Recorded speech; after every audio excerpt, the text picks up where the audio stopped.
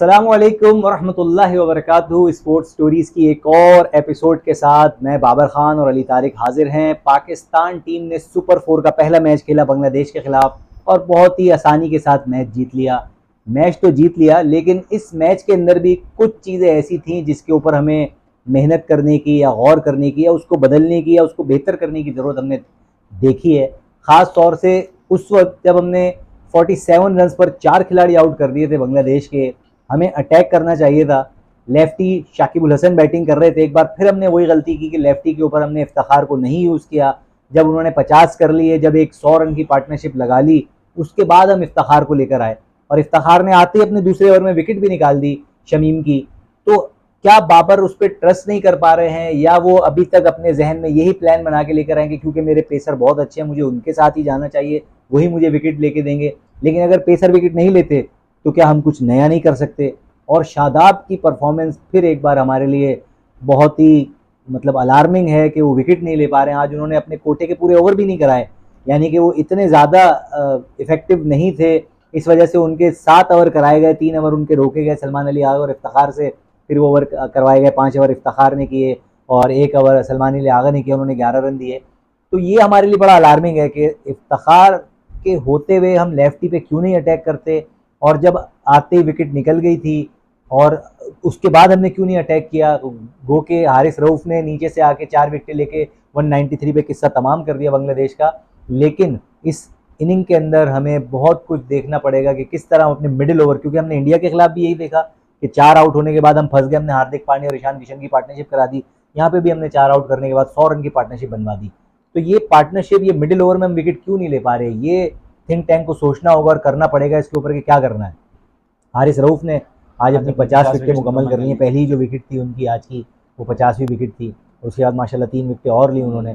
तो बड़ा अच्छा हमारा पेस अटैक तो अच्छा जा रहा है। शाहीन का आज वो रिजल्ट नहीं आया जो आना चाहिए था।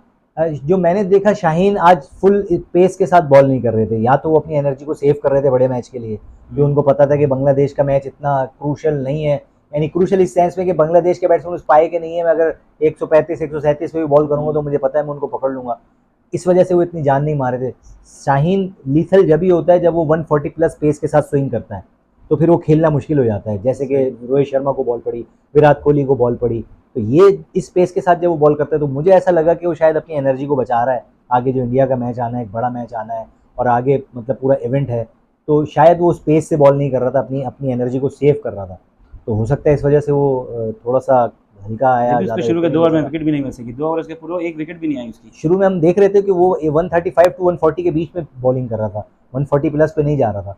तो यही वजह है कि वो, मुझे ऐसा फील हुआ कि वो शायद अपनी एनर्जी को सेव कर रहा है, बहुत ज़्यादा जान नहीं लगा रहे। क्योंकि पेस के लिए जाहिर सी बात है आपको शोल्डर बैक पूरी जान मारना पड़ेगी, तो वो अपनी जान नहीं मारना चाह रहा, अभी अपनी एनर्जी को सेव कर रहा है ताकि जब बड़ा मैच आए तो वहाँ पे फिर 145 भी जाए तो बेहतर है रिजल्ट। आजम ये जो स्क्रिप्ट लिख कर लेकर आता है उसी के हिसाब से चलेगा, कुछ चेंजिंग नहीं करेगा। जो लिखा है उसी हिसाब से चलता रहता है, ये लिखा हुआ है। बहुत ज़्यादा ये छाप लगना शुरू हो गई बाबर आजम। हालांकि बहुत क्लास बैट्समैन है, उनकी क्लास पे कोई शक नहीं है, लेकिन बार बार उनकी कप्तानी के ऊपर आवाज़ें उठ रही हैं। बार बार उनकी यही वाली बात उठ रही है कि क्या वो स्क्रिप्टेड कप्तान है, या उनको जो एक रन डाउन बन के मिलता है कि यार ये इस तरह बॉलिंग चेंज करनी है, क्या वो उसी को लेके चलते हैं। क्या वजह है कि वो उसके अंदर तब्दीली नहीं कर पा रहे। तो ये बाबर को भी सोचना पड़ेगा कि जब आपकी पार्टनरशिप लग जाए तो आउट ऑफ द बॉक्स आपने क्या करना है। आज जैसे मैंने आपको मिसाल दी, इफ्तिखार शाकिब उल हसन के ऊपर उनको अटैक करना चाहिए था। जब उसने 50 कर ली, 100 की पार्टनरशिप लगा ली, उसके बाद थक हार के आप इफ्तिखार को लेकर आ रहे हैं, तो उसने विकेट निकाल के भी दी। और उसने फिर लेफ्टी की विकेट निकाल दी थी उसने। इट्स मीन कि वो लेफ्टी पे विकेट ले सकता है, तो आपको शुरू में ही आ जाना चाहिए। आपने इतनी लंबी पार्टनरशिप क्यों बनवाई? जब 47 पे 4 आउट थे, गो फॉर द किल। आप 50 55 60 के ऊपर 5वां आउट करते, उनका पकड़ते ही 100 120 पे आपकी टीम आउट हो जाती। आपने क्यों स्कोर बनवाया? तो ये तो सोचना पड़ेगा बाबर को किस तरह। शादाब रिप्लेस नहीं हो सकता नवाज के साथ? नहीं, शादाब मेरे ख्याल से नवाज के साथ तो नहीं। देखिए अब इनको ना अपनी स्ट्रेटजी थोड़ी सी चेंज करना पड़ेगी। एक तो शादाब रिप्लेस इस वजह से नहीं हो रहा क्योंकि उसको वाइस कप्तान बना दिया वनडे टीम का। अब एज अ वाइस कप्तान उसने खेलना ही खेलना है, लेकिन अब उसको इनका रोल तब्दील करना पड़ेगा। उसको मेन स्पिनर की बजाय एज अ बैट्समैन उसको लें, जो स्लॉगर हो, जो 7वें नंबर पे आगे स्लॉगिंग करे और वो बैटिंग कर रहा है। ठीक है नवाज तो अच्छी बैटिंग करता है। नहीं, अभी तो आप पिछले 2-3 मैचों से देख रहे हैं नवाज स्ट्रगल कर रहा है। अभी शादाब ने पिछले मैच में 50 करके उसने एक मैच बनाया था अफगानिस्तान की सीरीज में। अब शादाब की बैटिंग अच्छी है, ठीक है, लेकिन नवाज क्योंकि काफ़ी अरसे से इन एंड आउट रहा तो उसका कॉन्फिडेंस थोड़ा सा शेक हुआ है। मैं समझाना कुछ और चाह रहा हूँ कि आप शादाब को रोल दें एज अ बैटिंग ऑर्डर, नीचे टेल के अंदर आके 7वें नंबर पे स्लॉग करे। मेन स्ट्रीम स्पिनर आप जो लीड करे स्पिन को, उसके लिए आपको स्पिनर एक लाना पड़ेगा, और वो स्पिनर अभी ओसामा मीर है टीम के अंदर। आप ओसामा मीर को रोल दे सकते हैं कि आपने सिर्फ बॉलिंग, उसका सारा फोकस भी बॉलिंग पे है ना, तो आप शादाब का अगर बैटिंग पे फोकस है तो आप शादाब को बैटिंग पे फिक्स कर देंगे। ठीक है, तुमने आके 7वें नंबर से बैटिंग करनी है तो बैटिंग करो, बॉलिंग वो फिर हमारे लिए ऑप्शनल हो जाएगा। हमारे 4 बॉलर हो गए, यानी कि हमारे पास फहीम अशरफ वगैरह फास्ट बॉलर के साथ ही जाते हैं, नसीम शाह, शाहीन आफरीदी, हारिस रऊफ और उसके बाद ओसामा मीर, ये 5 बॉलर हो गए। अब हमारे पास ऑप्शनल के लिए कौन सा बॉलर होगा? शादाब, इफ्तिखार, ठीक है ना, और सलमान अली आगा। तो अब हमें सलमान अली आगा को बिठा के या तो ओसामा मीर को लाएं, या हम, ठीक है ना, सलमान अली आगा को अगर बिठा के हम ओसामा मीर को लाते हैं तो फिर हमारे पास शादाब नहीं। देखिए ना, अगर आपको 90 नंबर तक बैटिंग ही करवानी है तो जो टॉप के 4 बैट्समैन है वो क्या सिर्फ अपनी बारी लेने के लिए? भाई बैटिंग का काम उनका है, ये आप तो टेल एंडर को इसलिए रखते हैं कि आखिर के जो 35-40 रन है उसके लिए कोई ऐसा बैट्समैन हो जो स्लॉक करके मैच जितवा दे। अगर आप 90-10वें नंबर तक यही सोचोगे कि यार इसको भी बैटिंग आती है, इसको भी बैटिंग आती है, तो फिर इसका मतलब आपको अपने बैट्समैन पे ट्रस्ट नहीं है ना जो ऊपर खेल रहे हैं। तो आपने ऊपर के 5 टॉप ऑर्डर के पक्के बैट्समैन है आपके पास जो प्रॉपर बैट्समैन है, उसके बाद नीचे 2 आ गए ऑलराउंडर, फिर नीचे 3 फुल फ्लैश बॉलर आ गए। तो इस तरह कॉम्बिनेशन बनाना होता है। तो मेरे ख्याल से शादाब को फुल फ्लैश बैटिंग की तरफ ले आए, उसको पार्ट टाइम बॉलर की तरह यूज करें, और एक फुल फ्लैश स्पिनर लें जो पक्का स्पिनर हो ओसामा मीर की तरह। तो ये कॉम्बिनेशन इनको बनाना पड़ेगा। और एक ऑफ स्पिनर इनके पास इफ्तिखार है, तो सलमान अली आगा को बिठा दें, उसकी जगह ओसामा मीर को लेकर आए, शादाब को बैटिंग में ऑर्डर में ऊपर करें और इफ्तिखार उसके साथ हो। तो इस तरह का अगर कॉम्बिनेशन बना ले तो मेरे ख्याल से ज्यादा बेहतर है, क्योंकि शादाब तो आज जैसी बॉलिंग कर रहे थे मेरी समझ में नहीं आ रहा था, वो क्या बॉलिंग की, मेन स्ट्रीम बॉलर है, उनसे फ्लाइट नहीं हो रही थी, वो मुसलसल खींच के बॉल कर रहे थे, जिसके ऊपर मुशफिकुर रहीम टांग रख के उनको स्वीप मार रहे थे, इतने पक्के पक्के चौके मारे। तो ये अलार्मिंग है। शाहीन भी बड़ा प्यारा छक्का मारा जो उसने पीछे मारा है। चलें, शाहीन का तो पेस है, उसको अगर अच्छा मिडिल हो गया तो छक्का चल जा सकता है, लेकिन शादाब लेग ब्रेक बॉलर है, उसके स्पिनिंग विकेट पे उसको टर्न नहीं मिल रहा, उसको फ्लाइट नहीं मिल रहा, तो फिर उसकी बॉलिंग का फिर कोई फायदा रहा नहीं ना, फिर उसके सवालिया निशान तो होगा। तो ये देखना पड़ेगा बाबर को कि अपना कॉम्बिनेशन चेंज करे, और श्रीलंका के खिलाफ अगर ये ट्राई कर लें इस कॉम्बिनेशन को, तो आपके पास इंडिया के मैच में आपके पास सोचने के लिए होगा कि यार हाँ ये हमारा कॉम्बिनेशन ऐसा है जिसको हम आगे ले जा सकते हैं। कि बाबर भी जो है वो आज लंबी इनिंग नहीं खेल सके, तो जल्दी आउट हो गया। इमाम थोड़ा लकी रहे, 3-4 अपीलें उनकी आउट भी हो गए, लेकिन रिव्यू पे बच गए। आज उन्होंने अच्छी बारी खेली, 70 प्लस कुछ रन किए। उसके अलावा रिजवान अच्छी फॉर्म में आ गए, रिजवान ने आज 50 प्लस स्कोर किया।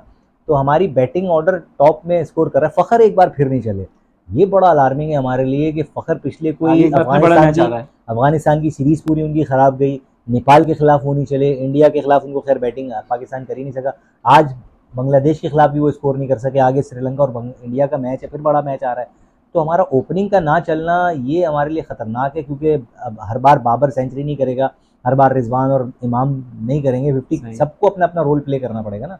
अब वो अपना रोल मतलब इतना भी नहीं प्ले कर रहे कि वो 30 प्लस स्कोर पे भी नहीं जा पा रहे, वो 20, 22, 25 पे आउट हो जाते हैं, 10 अंडर 10 आउट हो जाते हैं। तो कम से कम 50 तक तो लेके जाए ना, अब सेंचुरी ना भी करें तो 50 तो करें ना, 70-80 का ओपनिंग स्टैंड तो देना। तो ये फ़खर के लिए, फ़खर को थोड़ा सा रिव्यू करना पड़ेगा। और मुझे तो मालूम नहीं, पर ऐसा हो सकता है कि रिजवान जैसे T20 में ओपनिंग करता है तो इसमें भी ओपनिंग कर ले।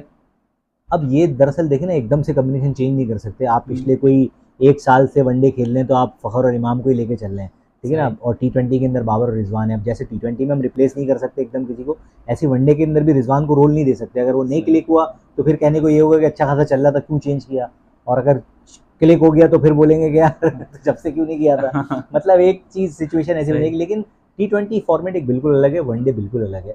तो जो रोल रिजवान को यहाँ दिया हुआ है 4-5वें नंबर के अंदर, वो रोल वनडे में उसका अच्छा है, और आज देखो उसने डिलीवर भी किया।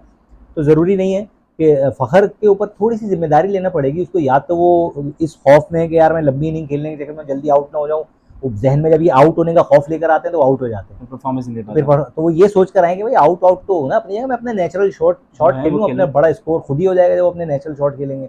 जब अपने शॉट्स को रोकेंगे तो फिर वो फंसेंगे और आउट हो जाएंगे। मेरे ख्याल से आज के लिए इतना ही, और हमारे इस चैनल को सब्सक्राइब कीजिए, sports stories with Babar Khan, Ali Tariq vlog, हम दोनों का मुश्तरका ये एफर्ट है जो आप देख रहे हैं। हमारे चैनल को सब्सक्राइब करें, शेयर करें, और अपनी कमेंट से हमें ज़रूर बताएं कि हम जो तज्ज़िया कर रहे हैं वो आपको एंटरटेन भी कर रहा है, आपको कुछ नॉलेज भी दे रहा है कि नहीं। और अपना बहुत ख्याल रखिए। अल्लाह हाफ़िज़।